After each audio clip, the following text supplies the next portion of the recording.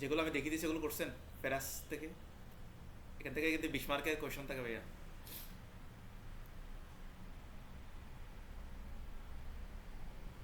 জি ভাই দেখছিলাম, কিন্তু ওইভাবে ভাই ইংলিশ গুলো কি বানায় লেখার কোনো ইয়ে আছে যে যেটা বুঝবো ওইভাবে লিখে দিলেই হবে? হ্যাঁ হ্যাঁ, হবে হবে হবে।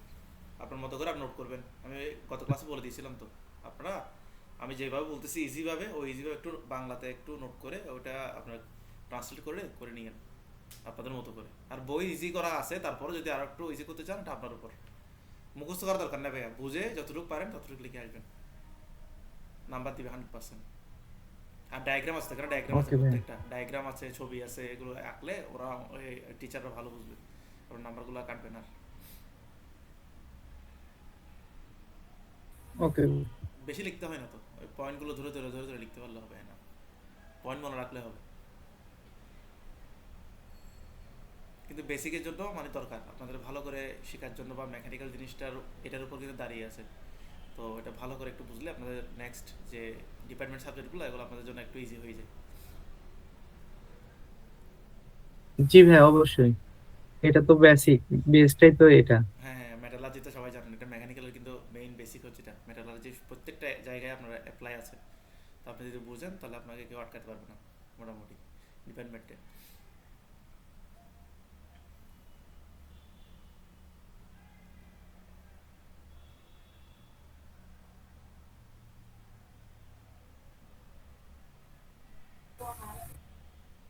ভাই বাকিরা কই? একজন আসছে, দীপক ভাই আসছে মনে হয়।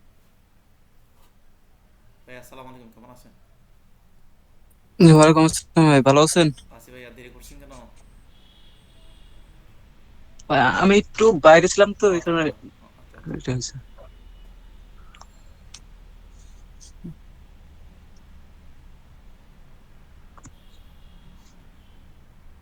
আচ্ছা তাহলে শুরু করে দিই, কেমন? আমরা আসুক, সমস্যা নেই।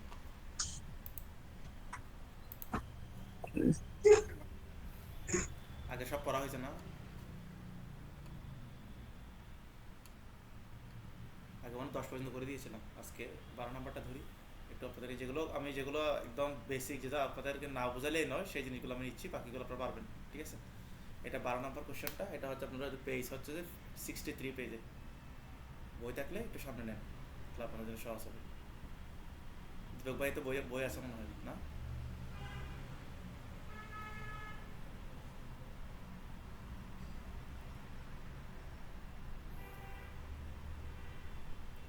দীপক ভাই আপনার বই বই নাই কাছে সামনে?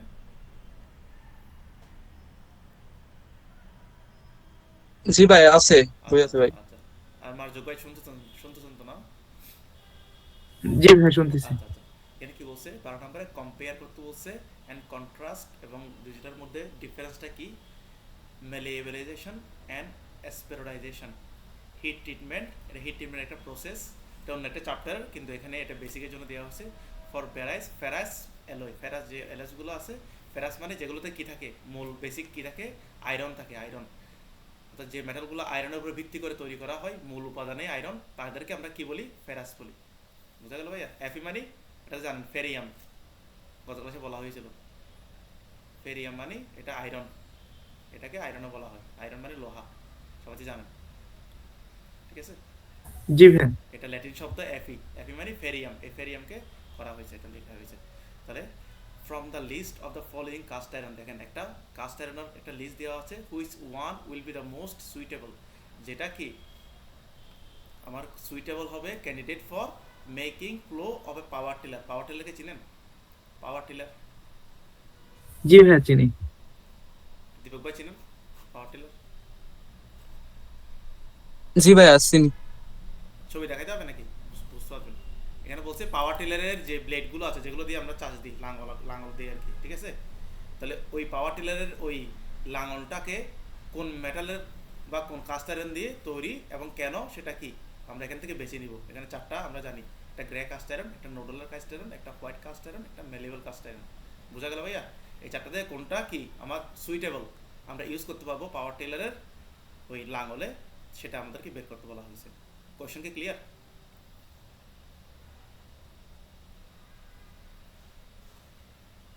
ভাই আরেকবার জি একটু ভাইয়া, কোশ্চেন প্রথম থেকে। বলছে কম্পেয়ার। কম্পেয়ার একটা একটা কথা বলছে কি ম্যালিভেলাইজেশনটা কি, স্পেরালাইজেশনটা কি, এটা প্রথমে আমরা দেখব। এরপর এগুলো হচ্ছে হিট ট্রিটমেন্ট প্রসেস। আরেকটা কি বলছে, from the list of following cast iron, এখানে 4টা কাস্ট আয়রন দেওয়া আছে। একটা কি গ্রে কাস্ট আয়রন, একটা নোডুলার কাস্ট আয়রন, একটা হোয়াইট কাস্ট আয়রন, একটা ম্যালিভেল কাস্ট আয়রন। এই 4টা কাস্ট আয়রন থেকে কোন কাস্ট আয়রনটা পাওয়ার টিলারের প্লো মানে লাঙলের জন্য কি উপযুক্ত, সেটা আমাদেরকে বের করতে বলা হয়েছে, এবং কেন সেটা কারণ সহ বর্ণনা করতে হবে। বুঝতে পারছেন এবার? জি ভাই, বুঝতে পারছি। কোশ্চেন বুঝলেন? তাহলে আমরা আগে হ্যাঁ, যাই। প্রথম দুইটা অপরিচিত লাগতেছে আর কি। প্রথম দুটো আমি করে দিচ্ছি ভাই। ম্যালিভেলাইজেশনটা কি আর স্পিরিটাইজেশনটা কি, আমি একটু একদম ইজিভাবে আপনাদেরকে বলে দিই। ম্যালিভেলাইজেশনটা হলো এইটা। ম্যালিভেলাইজেশনটা হলো এমন একটি হিট ট্রিটমেন্ট, এটা একটা হিট ট্রিটমেন্ট প্রসেস, মানে তাপীয় চিকিৎসা যেটা বলা হয়। তাপের মাধ্যমে আমরা করি মেটালের প্রসেস, যার মাধ্যমে অত্যন্ত ভঙ্গুর মানে ব্রিটেল ম্যাটেরিয়াল যেগুলো আছে, যেমন হোয়াইট কাস্ট আয়রনকে নমনীয় এবং শক্তিশালী করার জন্য ম্যালিভেল কাস্ট আয়রনে রূপান্তরিত করা হয়।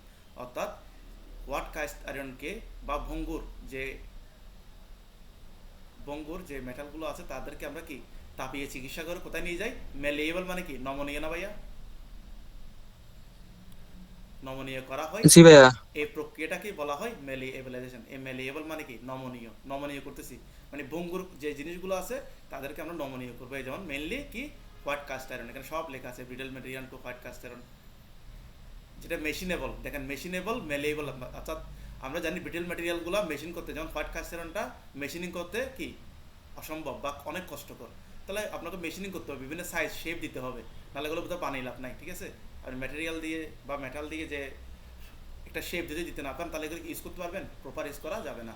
তাহলে শেপ করার জন্য আমাকে কি মেশিনেবল হইতে হবে, অর্থাৎ মেশিনে ওটাকে বিভিন্ন শেপ দিতে জানতে হবে। কাটিং, বোরিং, শেপিং যা যা আছে, রোলিং, এগুলো আপনাকে মেশিনেবল করতে হবে।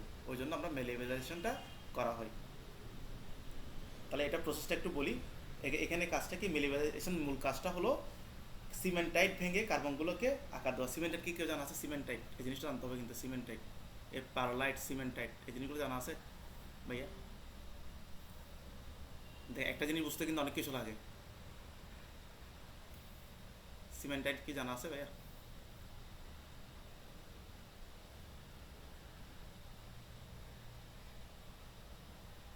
সিমেন্টাইট, লেমোনাইট, তারপরে পিয়ারলাইট, হ্যাঁ, হাবিজাবি করছিলাম, ভুলে গেছি। ওগুলো হচ্ছে আয়রন কার্বন সিস্টেম থেকে।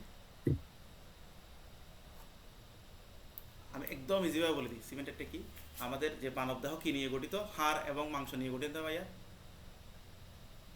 আমাদের মানব শরীর কি মাংস এবং কি হাড় দ্বারা গঠিত না? হাড়টা হচ্ছে শক্ত আর এটা হচ্ছে কি নমনীয়, ঠিক না? এখানে সিমেন্টাইটও ঠিক সেম, এটা আয়রন, এফ ই হচ্ছে আয়রন। এটা হচ্ছে কি আমাদের মাংসপেশি প্লাস Fe3C। অর্থাৎ এখানে আপনার কার পরিমাণ, আপনার আয়রনের পরিমাণ 3 আর কার্বনের পরিমাণ কত? 1। এটা এই পুরোটা দ্বারা এটা একটা রাসায়নিক যৌগ, এটাকে বলা হয় সিমেন্টাইট। এটা শক্ত অংশ, ঠিক আছে? অর্থাৎ আয়রনের মধ্যে সিমেন্টাইটটা থাকে। এই সিমেন্টাইটের পরিমাণ যদি বেশি থাকে তাহলে জিনিসটা ভঙ্গুর হয়ে যায়, আর সিমেন্টাইটের পরিমাণ যদি কম থাকে তাহলে আয়রনটা কি নমনীয় থাকে। এতটুকু বোঝা গেল? এই দেখেন, এখানে আমি এই পিকচার থেকে দেখাই, এই কালো কালো অংশগুলো, এই শক্ত অংশগুলো হচ্ছে কি সিমেন্টাইট, আর এর মধ্যে মাঝখানে যে সাদা সাদা অংশ আছে এগুলো হচ্ছে কি ফেরাইট বা বিশুদ্ধ লোহা, আমরা যেটা বলি বিশুদ্ধ লোহা। ঠিক আছে ভাইয়া? বুঝতে পারছেন?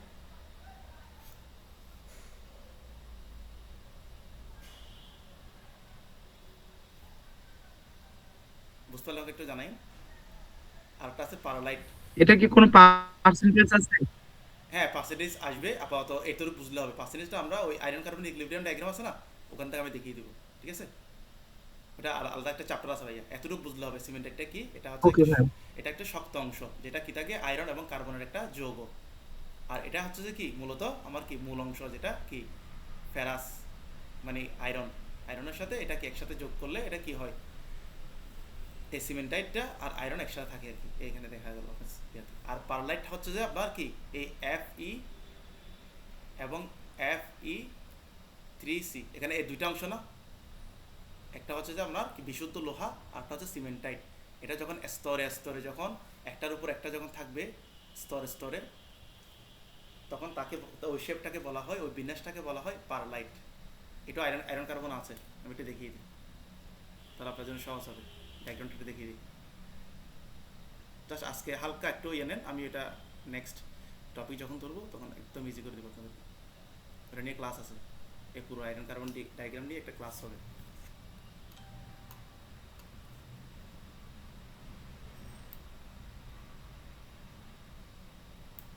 এই একটা আছে অস্ট্রোনাইট ভাইয়া, ওগুলো ডিপ্লোমা পড়ার কথা। অস্ট্রোনাইটকে গামা দ্বারা ডিনোট করা হয়। একটা আছে ফেরাইট, আলফা, আলফা দ্বারা ফেরাইট মানে বিশুদ্ধ লোহা। আরটা যে ডেল্টা আয়রন, ডেল্টা আয়রন হচ্ছে যে উচ্চ তাপমাত্রা থাকে, আর এটা 767 ডিগ্রি থেকে আপনার রুম টেম্পারেচার থাকে আলফা ফেরাইটটা। আরটা সিমেন্টাইট, এখন পড়ছি যে সিমেন্টাইট, এই সিমেন্টাইট, এই জিনিসগুলো আমাদের জানতে হবে। আর পারলাইট থাকে, যে পারলাইটটা বলছিলাম, এই পারলাইট থাকে এই এই এই 768 ডিগ্রির নিচে, অর্থাৎ 1333 ডিগ্রি ফারেনহাইট আর কি।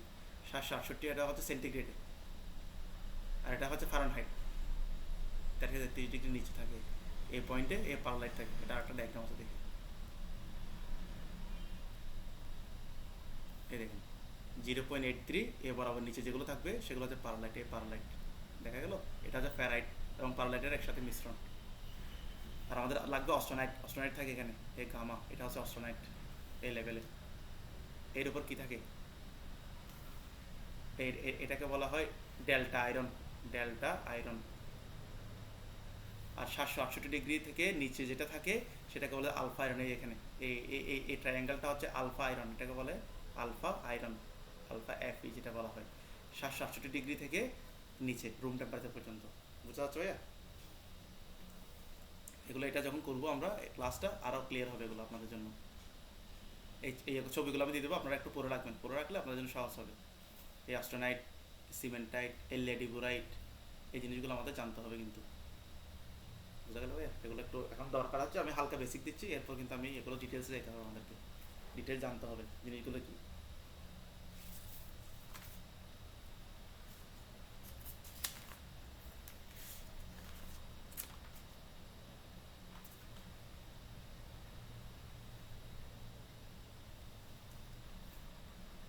তাহলে সিমেন্টাইটটা কি? সিমেন্টাইটটা হচ্ছে যে লোহা এবং কার্বনের একটা রাসায়নিক যৌগ। এটি অত্যন্ত কি শক্ত এবং ভঙ্গুর। স্টিলের শক্ত ভাব মূলত এটার উপরে নির্ভর করে, সিমেন্টাইটের উপর নির্ভর করে, বা সিমেন্টের কতটুকু পরিমাণ আছে আয়রনে সেটার উপর নির্ভর করে আমার কি বস্তুটি শক্ত হবে না হয় ভঙ্গুর হবে। সিমেন্টাইটের পরিমাণ যদি বাড়ে তাহলে কি হবে, ভঙ্গুর হবে। আর সিমেন্টাইটের পরিমাণ যদি কম থাকে তাহলে কি হবে, বস্তুটি নমনীয় হবে। আর এটা হচ্ছে পারলাইট। যখন লোহাকে গরম অবস্থা থেকে ধীরে ধীরে ঠান্ডা করা হয় তখন ফেরাইট, নরম লোহা এবং সিমেন্টাইট একে অপরের সাথে স্তরে স্তরে জমা হবে। এই ফেরাইট এবং তার পাশের থাকে সিমেন্টাইটের স্তর। এই পর্যায়ক্রমিক স্তর বিন্যাসকে বলা হয় লেমিনার স্ট্রাকচার বা পারলাইট। এটাকে পারলাইট বলি আমরা। মনে করেন এগুলো হচ্ছে যে আপনার কি ফেরাইট। এরপর কি থাকবে, এই শক্ত কি থাকবে, স্তরে স্তরে কি থাকবে, সিমেন্টাইট থাকবে। এগুলো হচ্ছে সিমেন্টাইট Fe3C। এগুলো স্তরে স্তরে থাকলে এই শেপটাকে বলা হয়, শ্রেণীবিন্যাসটাকে বলা হয় পারলাইট। এটা আমরা দেখব, আমরা বইতে যাই এখন।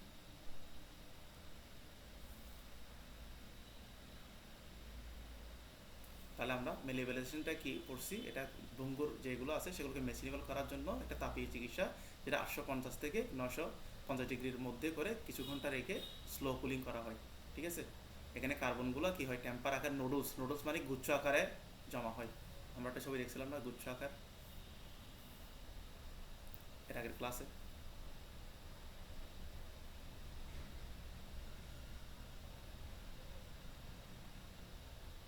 এই দেখেন গ্রে কাস্টারনে কীরকম ছিল, এই লম্বাটা এরকম ছিল কার্বনগুলো, ঠিক না? গ্রাফাইট ফ্লেক, এগুলোকে দেখেন এই গোল করা হয়েছে, গোল করলে এটা মেশিনিং এ ম্যালিয়েবল হয়ে গেছে। দেখেন গোল গোল যদি থাকে নুডলস, এটা নুডলস আকার বলে, নুডলস গুচ্ছ বা গোল। বোঝা গেল? কার্বনগুলো কি এরকম হয়ে গেল দেখেন। তাহলে এগুলো মেশিনিং করতে সহজ, মেশিনিং করা যায়, যে কোনো শেপে নেওয়া যায়, এগুলো নমনীয় থাকে। যদি এরকম থাকে তাহলে সেটা টেনশন লোড দিত, টেনশন লোডে ফেল করবে। এটা গত ক্লাসে বোঝানো হয়েছে ভাইয়া। এটা মূলত আমাদের কাজ হচ্ছে এগুলোকে নুডলস আকার করা, নুডলস কার্বনগুলোকে মূল কাজ হচ্ছে সেটাই। বোঝা যাচ্ছে ভাইয়া? এটা করার ফলে আমার কি হবে, এখানে করার ফলে কি হবে, ডাক্টিলিটি বাড়বে, টাফনেসটাও বাড়বে এবং রিডিউসিং ব্রিটেলনেস এবং হোয়াইট কাস্টারের ব্রিটেলনেসটা, ভঙ্গুরটা কমে যাবে। আরটা আছে অ্যাসপেরোডাইজেশন। অ্যাসপেরোডাইজেশনটা কি? এখানে মূলত পারলাইট এই লম্বা লম্বা সিমেন্টের স্তরগুলোকে তাপ দিয়ে ভেঙে গোল গোল হয়ে গেলে স্টিলটি অনেক লম্বা হয়ে যায়। সিমেন্টাইটের গোল আকৃতিগুলোকে বলা হয় অ্যাসপেরয়েডস। এগুলো নরম ফেরাইট ম্যাট্রিক্সের মধ্যে ছড়িয়ে পড়ে। এটাও সেম কাজ দেখেন, এখানেও কি করতেছি আমরা, ম্যালিভেলেশনটা সেম। এই দেখেন এখানে আমরা কি করছি, কার্বনগুলো যেগুলো লম্বা লম্বা কার্বন ছিল এগুলোকে আমরা কি করছি, গুচ্ছ আকার করে ফেলছি বা গোল গোল করে ফেলছি। এটা তো ঠিক সেম কাজ করব। এটাকে বলে অ্যাসপেরোডাইজেশন। এটাকে বলে অ্যাসপেরোডাইজেশন টু ইমপ্রুভ মেশিনেবিলিটি, অর্থাৎ মেশিনেবিলিটি বাড়ানোর জন্য এবং ডাক্তারিটাকে বাড়ানোর জন্য। সিমেন্টাইট আর পারলাইট, এই সিমেন্টাইট এবং পারলাইট যেটা বলছিলাম, এই সিমেন্টাইট এবং পারলাইটকে আমরা কি করছি, ডাক্তারিটি বাড়িয়ে নিয়েছি টু স্পেরিক্যাল কার্বাইড। কার্বাইডগুলো কি গোল গোল আকার নিয়ে আসছি আমরা। মূল কাজ হচ্ছে সেটা। আগে ছিল এরকম লম্বাটে বা আস্তে আস্তে সাজানো, সেগুলোকে আমরা কি গোল গোল করে নিয়ে আসছি কার্বনকে। মেইনলি এটা কি করা হয়, কার্বন হাই কার্বন স্টিলকে করা হয়, স্টিল এবং অ্যালয় স্টিল। স্টিল এবং কি কাস্টারের মধ্যে পার্থক্য জানেন ভাইয়া? স্টিল কোন কাকে বলে? স্টিল এবং কি কাস্ট আয়রন। স্টিল তো আর কাস্ট আয়রন তো হচ্ছে ঢালাই লোহা, যার কার্বনের পরিমাণ বেশি থাকে। হ্যাঁ, স্টিলের থাকে আপনার 2.14% পর্যন্ত সর্বোচ্চ কি কার্বন থাকতে পারবে, সেটাকে বলে স্টিল। এবার 2.14 থেকে যদি 6.67% কার্বন হয়, তখন তাকে আমরা কি বলি, কাস্ট আয়রন বলি। Cast iron. হ্যাঁ, আচ্ছা আমি ছবিটা একটু দেখাই। দেখেন এখানে সব কিছু লাগবে। দেখেন এই ফেরাসটা পড়ার জন্য দেখেন কতগুলো চ্যাপ্টার এখানে আনতে হচ্ছে। সব চ্যাপ্টার আপনাকে লাগবে, বেসিক লাগবে। ফেরাসটা খুব দরকারি আপনাদের জন্য, কিন্তু ফেরাস দরকার। এই দেখেন স্টিল হচ্ছে 2.14, এতটুকু এখান থেকে হচ্ছে এটা স্টিল। এরপর 6.67% পর্যন্ত কি, এটা হচ্ছে কাস্ট আয়রন।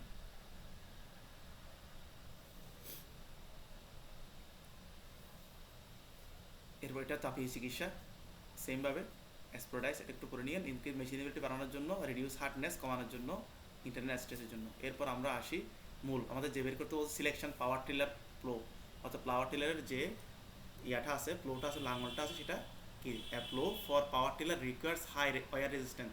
অর্থাৎ এই যে আমার পাওয়ার ফ্লো যেটা নিব, ছবিটা একটু দেখি।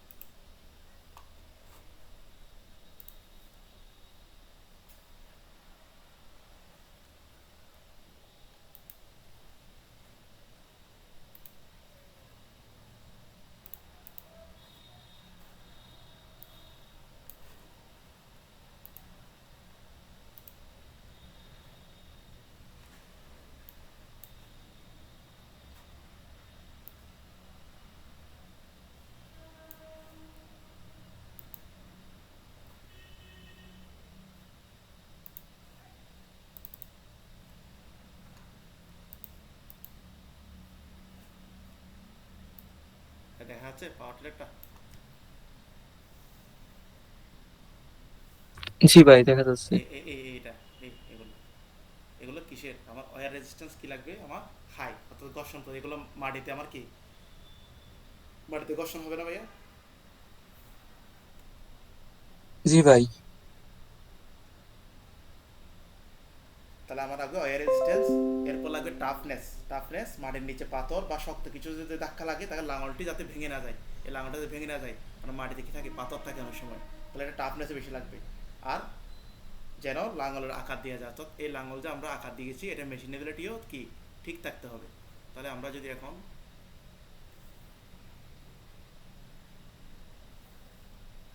তাহলে আমরা দেখি কোন আয়রনটা, তাহলে grey cast iron. Grey cast আয়রনের ইয়া কি, হাই কম্প্রেসিভ স্ট্রেংথ, অর্থাৎ উচ্চ কি চাপ সহনীয়, সে চাপ সহন করতে পারে, গুড ভাইব্রেশন ড্যাম্পিং, ভাইব্রেশনও নিতে পারে। কিন্তু কি, সে দেখেন ব্রিটল, ব্রিটল মানে ভঙ্গুর। আমার পাথর লাগলে সে ভেঙে যাবে না ভাইয়া? ভেঙে যাবে কিনা? এবং পুয়ার ইম্প্যাক্ট রেজিস্ট্যান্স, এবং হঠাৎ আঘাত সে ধাক্কা সহ্য করতে পারে না। তাহলে not suitable for due to low toughness আর পুয়ার ইম্প্যাক্ট রেজিস্ট্যান্স। তাহলে এই ক্র্যাক আয়রন এখানে আমরা কি ইউজ করতে পারবো না। এরপর নোডুলার আসি। নোডুলার আয়রন কি, ডাক্টাইল আয়রন বলা হয় এটাকে। এখানে এক্সিলেন্ট ডাক্টিলিটি, এটা ডাক্টিলিটি কি বেশি, গুড স্ট্রেংথ, ওয়্যার রেজিস্ট্যান্সও আছে, ঠিক আছে, ঘর্ষণ প্রতিরোধ ক্ষমতা আছে, ইম্প্যাক্ট অর্থাৎ শক লোডগুলো সে নিতে পারে, এবং মেশিনেবিলিটি তার ভালো। তাহলে highly suitable for component subject to dynamic load and shock. তাহলে শক লোড এবং ডাইনামিক লোডে এটা পারফেক্ট। আচ্ছা, এরপর আরটা কি আছে, হোয়াইট কাস্ট আয়রনে যাই। এটা খুবই হার্ড, ব্রিডল এবং কি সিমেন্টাইট বেশি এখানে। ডিউ টু সিমেন্টাইটের কারণে এই Fe3C যদি বেশি থাকে তাহলে সেটা কী হবে, শক্ত হবে। এক্সেলেন্ট ওয়্যার রেজিস্ট্যান্স কিন্তু আছে, কিন্তু মেশিনেবিলিটি কিন্তু তাকে আকার দেওয়া যায় না, এবং টাফনেস কি কম। এটাও কি আমার কি বিডলনেসের কারণে এটাও কি আমার এখানে কি হবে না, আমার সুইটেবল না। এগুলো কিন্তু আপনাদের লিখে দিতে হবে, এগুলো পরে পরে বুঝে বুঝে লিখতে হবে। আরটা কি আছে, মেলেবল কাস্ট আয়রন। ডাক্টিলিটি বেশি আছে, মডারেট স্ট্রেংথ আছে, শক রেজিস্ট্যান্স, এবং এটা কি অনলি ফর লাইট আর moderate impact application, fairly suitable but not through nodular cast iron. অর্থাৎ এটা হচ্ছে যে লাইট ওয়েটের জন্য। হাইয়ের জন্য কি লাগবে আমার, নডুলার কাস্ট আয়রনই আমার কি এখানে পারফেক্ট। কারণ তার কি আছে, ডাক্টিলিটি আছে, স্ট্রেংথ আছে, ওয়্যার রেজিস্ট্যান্স আছে, ইম্প্যাক্ট রেজিস্ট্যান্স আছে, এবং মেশিনেবিলিটি আছে। ঠিক আছে, এই জিনিসের জন্য আমরা কোনটা নিব ভাইয়া, নোডুলার কাস্ট আয়রন।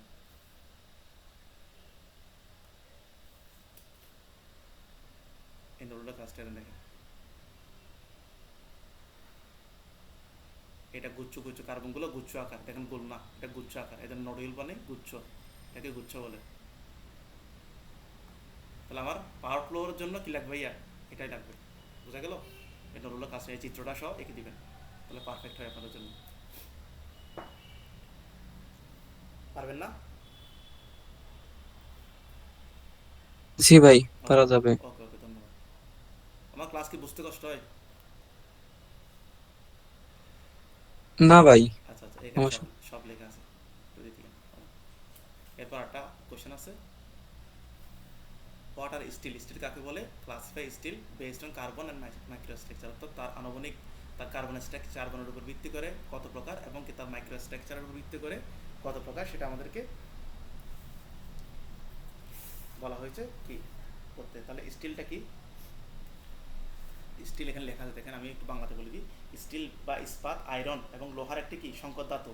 এতে সাধারণত খুব সামান্য পরিমাণে কি থাকে, ম্যাঙ্গানিজ, ক্রোমিয়াম, নিকেল থাকে। ঠিক আছে, আমরা তো জানি, এবং কপারের মতো অন্যান্য উপাদানও থাকে। স্টিলে কার্বনের পরিমাণ কত থাকে, 0.02% টু 2.14% পর্যন্ত কি থাকে, কার্বন থাকে, এর বেশি কার্বন থাকে না। ঠিক আছে, এবং এটি এর শক্তি, স্থায়িত্ব এবং বহুমুখী ব্যবহারের জন্য এটা কি চার ভাগে বিভক্ত, চারটা ভাগে বিভক্ত করছে। একটা হচ্ছে লো কার্বন স্টিল, একটা মিডিয়াম কার্বন স্টিল, একটা হাই কার্বন স্টিল, আরটা কি আলট্রা হাই কার্বন স্টিল। আচ্ছা, কার্বনের উপর ভিত্তি করে চারটাতে আমাদের কি বিভক্ত করা হয়েছে। একটা হচ্ছে কি 0.02 থেকে 0.3% যদি হয় তখন আমরা তাকে কি বলবো, মাইল্ড স্টিল, যেটাকে আমরা বলি মাইল্ড স্টিল, লো কার্বন স্টিল বলা হয়। এটা কি কার্বন পরিমাণ কম থাকে বিদায়। এই ম্যাটেরিয়ালটা কীরকম, ডাকটাইল, মেলেবল, ইজি টু ওয়েল্ড, এবং এটা ওয়েল্ডিং করা যায়, রিলেটিভলি সফট অ্যাপ্লিকেশন, এবং কি সফট অ্যাপ্লিকেশন আমরা এটা ইউজ করি, এবং কি সহজ জ্বালাই করা যায়। এবং ব্যবহার কোথায় করি আমরা, ফাইভ শিট বা কাঠামোগত কাজে, বা স্ট্রাকচারাল কম্পোনেন্ট কাঠামোগত কাজে আমরা এটা ইউজ করি। এরপর মিডিয়াম কার্বন স্টিল কত, 0.30 থেকে 0.60। এটার স্ট্রেংথ কি হায়ার স্ট্রেংথ, এটা বেশি শক্তিশালী, এবং কি the low carbon steel moderate ductility and good wear resistant, এটা ঘর্ষণ প্রতিরোধী। ঠিক আছে, এটার ব্যবহার কোথায় ভাইয়া, এটা মেশিনারি পার্টস ইউজ করি, অটোমোটিভ কম্পোনেন্ট ইউজ করি, এবং গিয়ারে ইউজ করি আমরা। আরটা আছে হাই কার্বন স্টিল, হাইটা কত 1% পর্যন্ত, 0.60 থেকে 1%। এটা very strong, hard, less ductile, কিন্তু এটা কি নমনীয় কম, এবং মোর বিটেল এবং ভঙ্গুর। এটা কাটিং টুলে আমরা ইউজ করি, স্প্রিং ইউজ করি। তবে হাই স্ট্রেংথ ওয়াইক্স ওয়াইক্স ওয়াইক্স ওয়াইক্স মানে কি জানা আছে?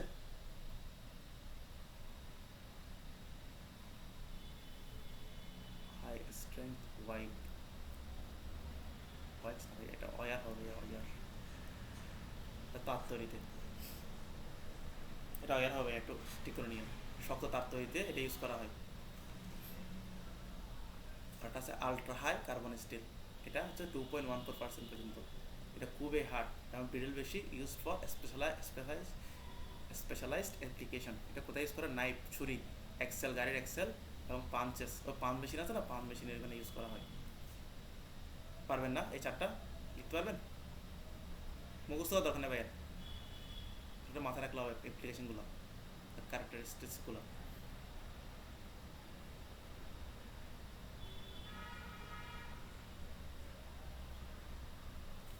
এগুলো কি জানা আছে ভাইয়া? Classification of steel based microstructure, অর্থাৎ আনুবৈজ্ঞানিক গঠনের জন্য অনুগঠনের ভিত্তি করে সে কয় প্রকার, ফেরিটিক স্টিল, অস্ট্রানেটিক স্টিল, মার্টেনসাইটিক, যেন এফআই দেওয়া হয়েছে, এটা মার্টেনসাইটিক স্টিল হবে। এরপর বেনাইটিক স্টিল, এরপর পিয়ারলাইটিক স্টিল, STEEL, স্পেলিং এর ঠিক করে নিন।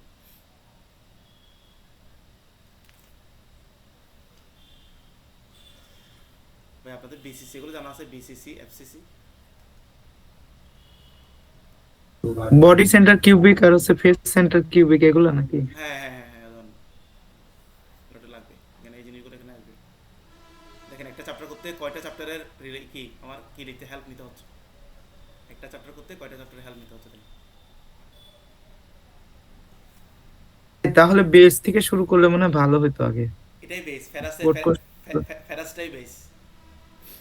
এটা বিভিন্ন চ্যাপ্টার চলে যেতে হচ্ছে তো আপনাকে, এটা একটা চ্যাপ্টারের মধ্যে সীমাবদ্ধ মানে করতে হচ্ছে না। বিভিন্ন চ্যাপ্টার থেকে নিয়ে আসতে হচ্ছে, তো এই জন্য বলতেছি। ওগুলো শেষ করতে করতে শেষ হবে, এটা কিন্তু 20 মার্কের, ওই জন্য আমি আগে দিচ্ছি আপনাদের যেহেতু পরীক্ষা, ও আচ্ছা আচ্ছা। সেজন্য। তাহলে এটা আমার মেটালের ছোট্ট একটা অংশ, এই কিউবিক, একটা কিউব যদি আমরা নিই তাহলে বডি সেন্টার কোনটা, যেটা 8 কর্নারে কি থাকবে, 8টি, এগুলো হচ্ছে পরমাণুর বিন্যাস বোঝানো হয় এগুলো দ্বারা। আর ডিটেলস তো আলোচনা করতে হচ্ছে না, পারবেন তো পিসিসিটা? ভাই অনেক আগে পড়া তো, একটু হালকা আচ্ছা করে আচ্ছা আচ্ছা, বলেছি মেটাল বা দিয়ে দেন। ধাতুর ভেতরে পরমাণুগুলো মানে অ্যাটমগুলো কিভাবে কি সাজানো থাকে তা বোঝানোর জন্য বিসিসি এবং কি এই বিসিসি এবং এফসিসি দ্বারা প্রকাশ করা হয়।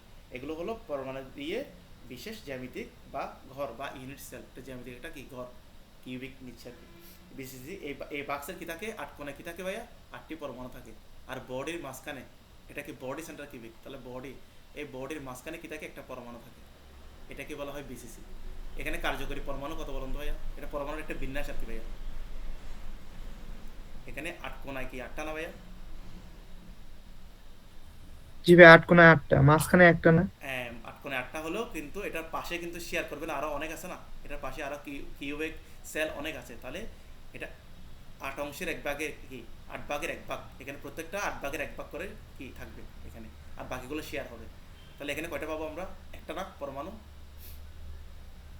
একটা। আর মাঝখানে একটা, সেন্টার একটা, তাহলে কয়টা হয়, দুইটা। এটা কার্যকর পরমাণু হচ্ছে দুইটা। আর ফেজে হচ্ছে যে 8 কোণায় 8 ভাগের এক ভাগ একটা করে, এবং প্রতি ফেজে মাঝখানে আর নাই, প্রতি ফেজ এই ফেজে এখানে কি একটা করে, মানে অর্ধেক থাকবে আর অর্ধেক বাইরে থাকবে। তাহলে এখানেও থাকবে 8 × 1/8, এখানে থাকবে একটা, আর প্রতি ফেজের অর্ধেক 6 × 1/2, তো প্রতি ফেজ 6টা ফেজ না ভাইয়া কিউবের, 6 ফেজে হাফ করে করে থাকবে, হাফ করে থাকলে বাকি হাফ শেয়ার করবে। তাহলে এখানে কয়টা, 3টা। তাহলে 3 আর 1 যোগ করলে কত, 4টা পরমাণু থাকবে, কার্যকর পরমাণু, এগুলো বলে অ্যাক্টিভ অ্যাটম থাকে।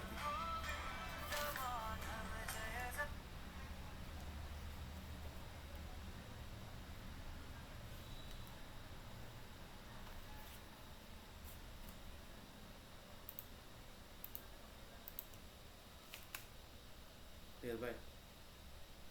হ্যাঁ, আমি আপনাদের রুমে ক্লাস করাচ্ছি, আসেন না, আসেন আসেন, সমস্যা নেই, আসেন সমস্যা নেই। আচ্ছা আসেন না, সমস্যা নেই, আসেন।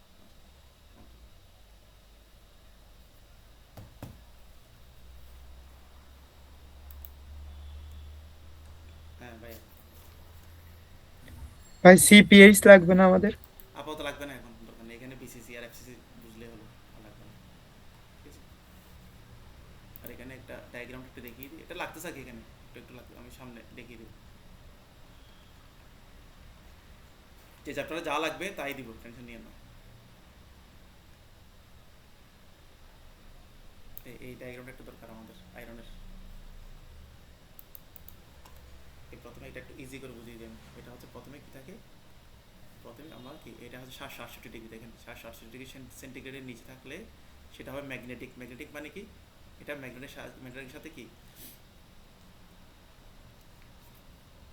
এখানে কি চুম্বকত্ব আছে, বুঝা গেল, চুম্বকত্ব কাজ করবে, সেটাকে বলে ম্যাগনেটিক। আলফা আয়রনটা, এখানে আয়রনের কথা বলা হচ্ছে, ঠিক আছে। 768 থেকে কি রুম টেম্পারেচারে আমার কি থাকবে, সেটা ম্যাগনেটিক থাকবে, যেটার কি বিসিসি অবস্থা থাকবে। তার লেটিস স্ট্রাকচার কি থাকবে, বডি সেন্টার কিউবিকে থাকবে। এরপর এখান থেকে যদি এখানে 910 পর্যন্ত, এটা হচ্ছে 910, 768 থেকে 910 যদি থাকে সেটা কি আলফা আয়রন ঠিক, বিসিসিও ঠিক আছে, কিন্তু এখানে কি থাকবে নন ম্যাগনেটিক, এটাকে বলো নন ম্যাগনেটিক। এরপর 910 থেকে 1400 ডিগ্রি পর্যন্ত যদি উত্তপ্ত করা হয় তাহলে গামা আয়রনে থাকে। এটা কি দেখেন আমার স্ট্রাকচার চেঞ্জ হয়ে গেছে, বডি থেকে কোথায় গিয়েছে ভাইয়া, ফেস সেন্টার কিউবিকে চলে গেছে এবং নন ম্যাগনেটিক। এর উপর যদি আরও করি 1539 পর্যন্ত করি তাহলে তাও কি ডেল্টা চলে আসছে। ডেল্টা আয়রনে যেটা আমরা বলবো উত্তপ্ত লোহা, যেটা তাকে বলবো ডেল্টা আয়রন বলা হয়। এই ডেল্টা আয়রনে বিসিসি থাকবে। দেখেন প্রথমে ছিল বিসিসি, তারপর হয়ে গেছে এফসিসি, তারপর আবার কি বিসিসিতে রূপ নিয়েছে। বোঝা গেল ভাইয়া? এই জিনিসগুলো আপনার ওই কোশ্চেনে লাগবে। ডায়াগ্রাম গুলো অনেকদিন আগে করছি তো, আচ্ছা আমি শেয়ার করে দিব, দেখাতেন যে শেয়ার করে দিব একটু ভাইয়া, ভালো হতো। শেয়ার করে দিব ভাইয়া, সব শেয়ার করে দিব। কেমন? এখানে এই কোশ্চেনের জন্য লাগতেছে ভাইয়া, এই কোশ্চেনটা ওকে শুধু ভাই। এই কোশ্চেনটার জন্য লাগতেছে, লাগতো না। এই এগুলো তো অনেক বেসিক এর প্রশ্ন, তাই বলছি। হ্যাঁ হ্যাঁ, সমস্যা নেই, ওটা আমি ওই চ্যাপ্টার করলে আরো ক্লিয়ার করে দিব, টেনশন নিয়েন না। কারণ এখানে বেসিকের শেষ নাই, বুঝছেন ভাইয়া? এগুলো আস্তে আস্তে করতে হবে আমাদেরকে, বেসিকের কিন্তু কম না। ওই কোশ্চেন সলভ করতে করতে আমি যতটুকু পারি আমি আপনাদেরকে দেখিয়ে দেবো। যেমন এখানে লাগবে আমার ফেরাইটিক স্টিল। প্রথম হচ্ছে ফেরাইটিক স্টিল, ফেরাইট। ফেরাইট তো আমরা জানি কি কি থাকে, আলফা ফেরাইট যেটা। এই ফেরাইট এটা কি বডি সেন্টার কি এখানে দেখলাম না, এই বডি সেন্টারে থাকবে সেটা। এর প্রপার্টিসগুলো ম্যাগনেটিক, এটা হচ্ছে কি ম্যাগনেট। এই গুড ডাকলেটি দেখেন, আপনি ছবিটা দেখলে এগুলো সবগুলো পারবেন। এটা কোথায় ইউজ করা? অটোমেটিক প্যানেল 5 হাউস হোল্ড অ্যাপ্লায়েন্সে ইউজ করা হয়। এই আপনাদেরকে এটা দেখালাম মূলত এটার কারণে। তো অস্ট্রোনাইট যখন যাবে অস্ট্রোনাইটে, তখন ফেস সেন্টার হয়ে যাবে, ফেস সেন্টার কেবিকে চলে যাবে, এটা নন ম্যাগনেট হয়ে যাবে এবং করোশন রেজিস্ট্যান্স থাকবে তার এক্সিলেন্ট, গুড ফর্মেবিলিটি, এবং তাকে যাকে যে কোনো ফর্ম আপনি নিতে পারবেন। কোথায় ইউজ করা হয়? স্টেনলেস স্টিল কিচেন ইউটেন্সিলস, মানে কি ওই চামচগুলো, এসএসসি যে চামচগুলো আছে আমরা ঘরে ইউজ করি এগুলো, তার কেমিক্যাল কন্টেনারে আমরা ইউজ করি এটা। তারপর মার্টেন সাইটিক, এটা মার্টেন সাইটিক হবে, টিআইসি হবে, বইতে মনে একটু ভুল আছে। এটা হচ্ছে হার্ট, হার্ট থাকবে। ভাই বইতে যেগুলো ভুল আছে আমরা তো বুঝবো না, আপনি আমি ঠিক গ্রুপে করে দেবো। একটু দিয়ে দিয়েন, যেটা আচ্ছা ভুল পান ওটার। আচ্ছা আচ্ছা আচ্ছা, দিয়ে দেবো দিয়ে দেবো। না, ওকে, বই- মানে ওইগুলো ই হলে আমরা কারেকশন করে নিতে পারবো আচ্ছা আচ্ছা পরে। আচ্ছা। আচ্ছা, তার ভ্যানাটিক স্টিলটা আমরা পাই, এই স্টিলটা আমরা কোথায় পাই জানেন? এটা পাই, এটা আমরা ওই করলে দেখিয়ে দেবো। এটা টিটিটি ডায়াগ্রাম একটা আছে না, টাইম টেম্পারেচার ট্রান্সফরমেশন, একটা ডায়াগ্রাম আছে, পড়া হয়েছিল এটা ডিপ্লোমাতে। এইটা আমরা এখানে ব্যানারটা এখান থেকে পাই। না, এটা শুধু দেখছিলাম বাকাশি এটা এটা আমরা করবো, আমি এখন কঠিন আসতো না তো, এই জন্য আর কি পড়া হয়েছিল না এটা। এটা আমি দেখি নেক্সট দুইটা ক্লাসের মধ্যে আমি দেখি এই চ্যাপ্টারগুলো ক্লিয়ার করে দিব আপনাদের বেসিকের জন্য। এই দুইটা কিন্তু লাগবে, এই ব্যানারটা আমরা এখান থেকে পাই।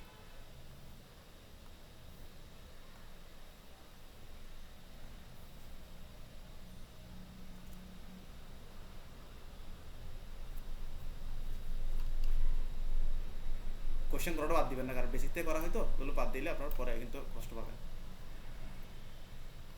এরপর 15 নাম্বারটা ইম্পর্টেন্ট, 15 নাম্বারটা দেখি।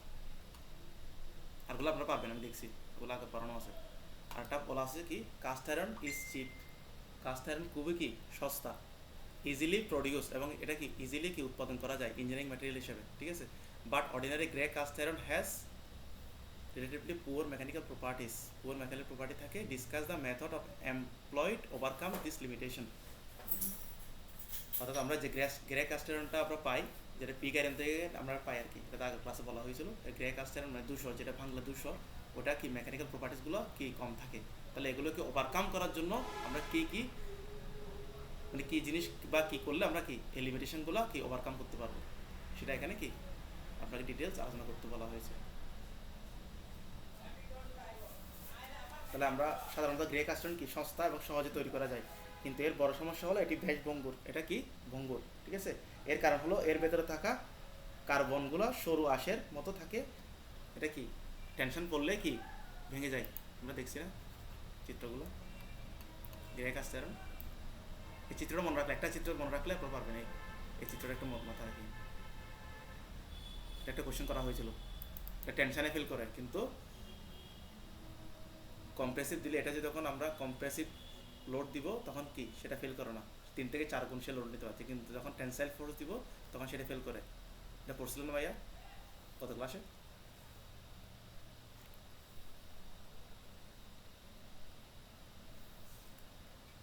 তাহলে ওই জিনিসগুলো আমাদের এখানে লিখতে হবে, কি কি লাগবে আমাদের, কি কি জিনিস আমাদের অ্যাড করতে হবে।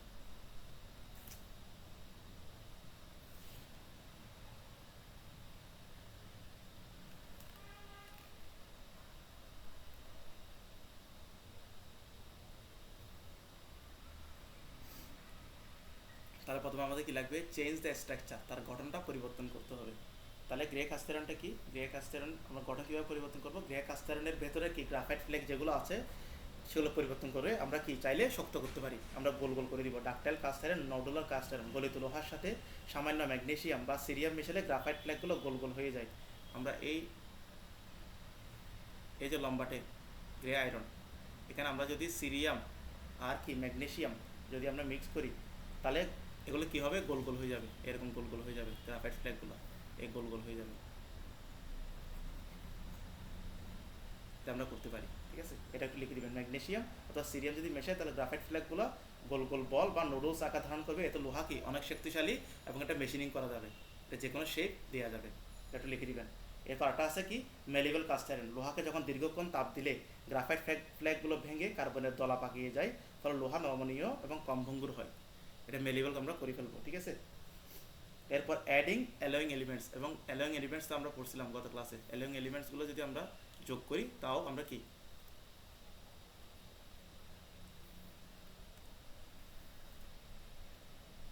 এই অ্যালোয়িং এলিমেন্টস কী কী আছে, নিকেল, নিকেল যদি আমরা কি ইউজ করি তাহলে স্ট্রেংথ বাড়ানো যায়, টাফনেসও বাড়ানো যায়।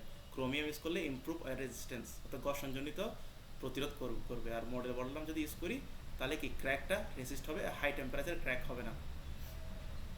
এই জিনিসগুলো তো আমরা জানি। এরপর আরও দুইটা চিকিৎসা আছে, এই hit treatment process, hit treatment করে আমরা করতে পারি। Controlling cooling process, fast cooling, slow cooling করে আমরা কি এটা চেঞ্জ করতে পারি। এগুলো একটু পড়লে আপনারা পড়বেন, এগুলো একদম easy.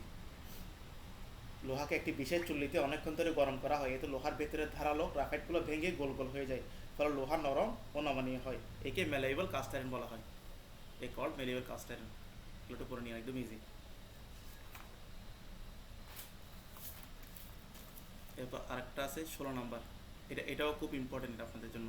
Classify each of the following materials whether it is metal, ceramic or polymer. অর্থাৎ এখানে কিছু দেওয়া আছে, যেমন brass, magnesium oxide, polychloroprene, boron oxide, cast iron, এগুলো দেওয়া আছে। এগুলো কি মেটাল নাকি নন মেটাল, নাকি সিরামিক না পলিমার, এই জিনিসগুলো বের করতে বলা হয়েছে এবং কি এটা জাস্টিফাই করে লিখতে হবে আপনাদেরকে। কোয়েশ্চেনগুলো কি ক্লিয়ার? কোয়েশ্চেন ক্লিয়ার হলে আপনারা লিখতে পারবেন এগুলো।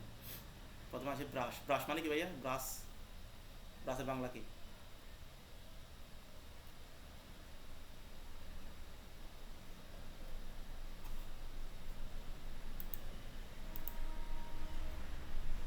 মনোযোগ ভাই, ব্রাশ মানে কি? ভাই পিতল আর হচ্ছে জিঙ্ক না? হ্যাঁ হ্যাঁ হ্যাঁ, পিতল, দস্তা। তাহলে এটা এটা একটা কি ধাতু নাকি না? দস্তা হ্যাঁ আর জিঙ্ক একই দস্তা, কথা। দস্তা একটা কি ধাতু, পিতল একটা কি ধাতু, এটা বলতে হবে কেন। এটা একটা ধাতু, ব্রাশ হলো তামা এবং দস্তার কি মিশ্রণে তৈরি একটি সংকর ধাতু, এর বিদ্যুৎ ও তাপ পরিবাহিতা খুব বেশি। এই জিনিসগুলো লিখতে হবে, এখানে লেখা আছে, ঠিক আছে। এবং এটি বেশ নমনীয়, এটি সাধারণত বাদ্যযন্ত্র বা ফিটিংস তৈরিতে ব্যবহৃত হয়। এটা ফিটিংস এবং কি বাদ্যযন্ত্রে আমরা ইউজ করি এই জিনিসটা। আর এটা high electrical thermal conductivity, ductility এবং মেটালিং বন্ডিং আছে আমাদের, ঠিক আছে। এই জিনিসটা এই জন্য এটা কি মেটাল, এটা আপনাকে বলতে হবে এটা মেটাল কেন, ঠিক আছে। প্লাসটা মেটাল। এরপর ম্যাগনেসিয়াম অক্সাইড, এটা কি, এটা সিরামিক। এখানে কি থাকে, ম্যাগনেসিয়াম, এটা ধাতু এবং অধাতু কোনটা, অক্সিজেন অধাতু না, এই দুইটা যখন রাসায়নিক যৌগ করবে তখন আমরা কি পাবো, সিরামিক পাবো। একটি ধাতু হচ্ছে ম্যাগনেসিয়াম, ম্যাগনেসিয়ামটা দেখতে কীরকম, রূপালি সাদা রঙের, ঠিক আছে। এবং অধাতু হচ্ছে অক্সিজেন, সমন্বয়ে গঠিত একটি আয়নিক যৌগ। এটি খুব শক্ত ও ভঙ্গুর এবং গলনাঙ্ক অনেক বেশি, তাপ সহ্য করার ক্ষমতা থাকায় এটি রিফ্লেক্টরি উপাদান হিসেবে ব্যবহৃত হয়।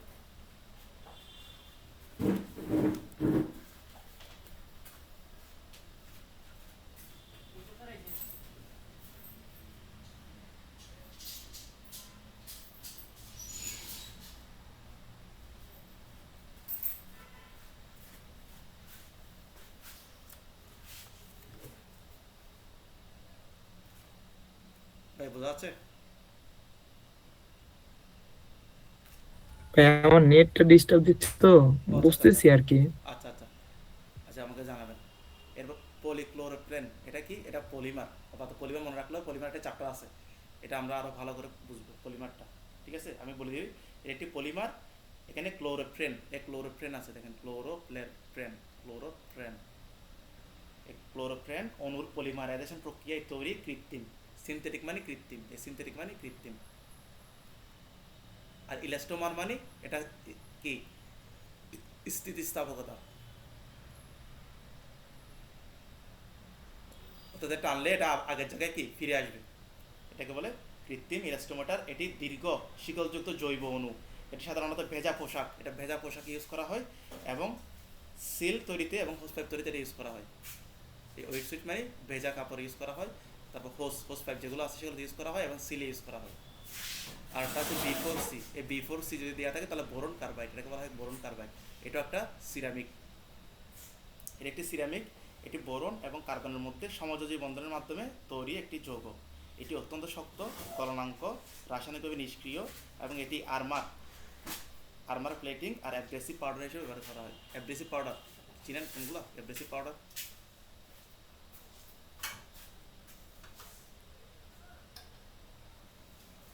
ওয়াটার জেট মেশিনিং করা হয়েছিল ভাইয়া, ওয়াটার জেট মেশিনিং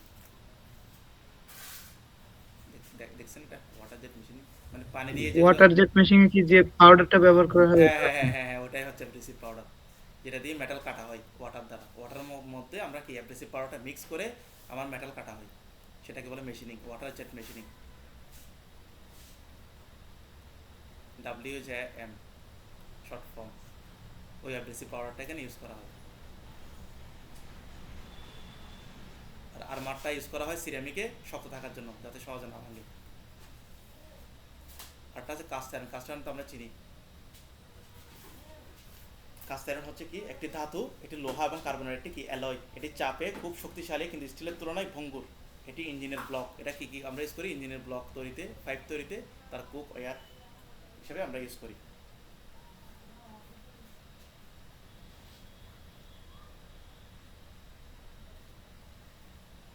কেন আরগুলো পারবেন ভাইয়া? আরগুলো দেখছি, সাহস আরগুলো। আর যেটা কোয়েশন আছে এগুলো আপনারা করে নিয়ে, ঠিক আছে? আর কি চিত্রগুলো শেয়ার করে দিতে হবে না? চিত্রগুলো আমি দিয়ে দেবো কি, মার্জুক ভাই লাগবে না? ভাই চিত্রগুলোও দিয়েন আর আমাকে আজকে ক্লাসটাও দিয়েন, আমার হচ্ছে নেট প্রবলেম করতেছে তো। আচ্ছা আপনি আমাকে টেলিগ্রামে নক দেন, আমি দিয়ে দিচ্ছি। আমি নক দিব। আচ্ছা আচ্ছা আচ্ছা, আচ্ছা আর পিডিএফটাও দিব। দীপক ভাই আছেন? দীপক ভাই জি ভাই আছি। কোনো কোয়েশ্চেন ছিল না আজকে আপনার? কিছু বলবেন?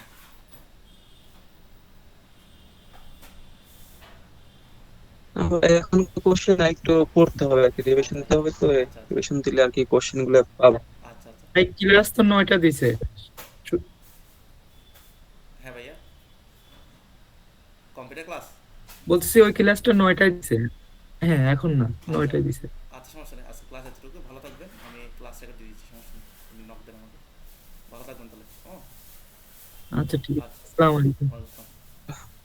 আচ্ছা ঠিক আছে।